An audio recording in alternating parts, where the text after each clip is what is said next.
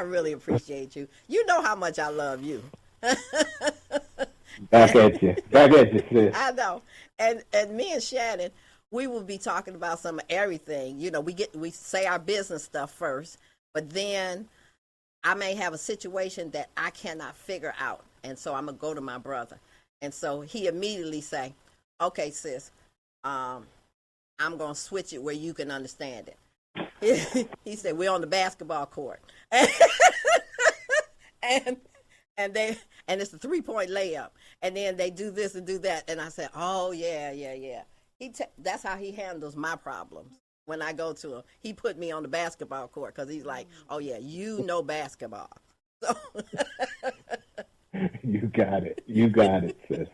You got it. all right, so what we here to talk about today? So look, I mean, the segue of you saying, look, we met like back in 1993, and the segue of like, how did I come into the CWA? Well, we came into the CWA because we organized, right? I mean, we had experienced organizers with CWA and with Local 4100 in Detroit, which is my local, by the way. Hello to everybody at 4100. Yeah. And so, a part of that journey, right, of organizing back in 1994 was a very, enlightening process, right? And so, just to keep it kind of fun, I mean, when we first started organizing, it was Barden Cable, right? And Don Barden was just this excellent employer to work for, right? And so we were really used to having this family kind of, a learning environment, right? I mean, supporting workers, et cetera. And so we didn't really, have to kind of worry about how Don was going to treat us. And then subsequently in 93, Don announced that they were selling the company to Comcast.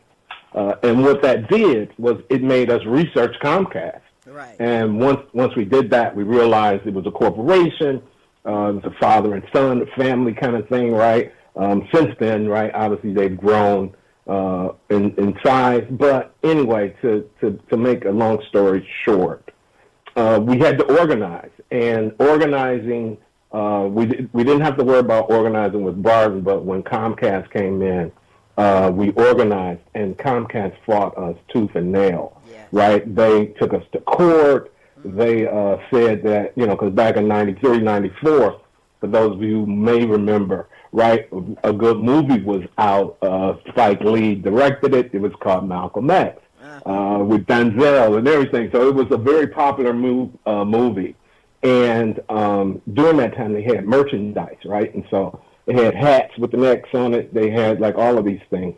And so when we had the vote, because you have to have it at the employer's place, when we had the vote, I had on this really smooth tracksuit, gold, and then I had my gold brimmed Malcolm X hat, right? Because I'm just coordinated like that, Diva Dee. I know. And so Comcast charged the union with intimidation because I had the Malcolm X hat on, sitting there while we were voting, and they claimed in the record, right? I mean, there's a record of this, that I intimidated the workers to vote yes.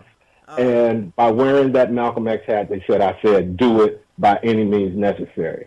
And what that means is, not to make it heavy, but what that means is they were looking for anything and everything that they could use to kind of desert or, null and void out that election, right? Absolutely. I mean, we really crushed them, right? I mean, because we all wanted a union.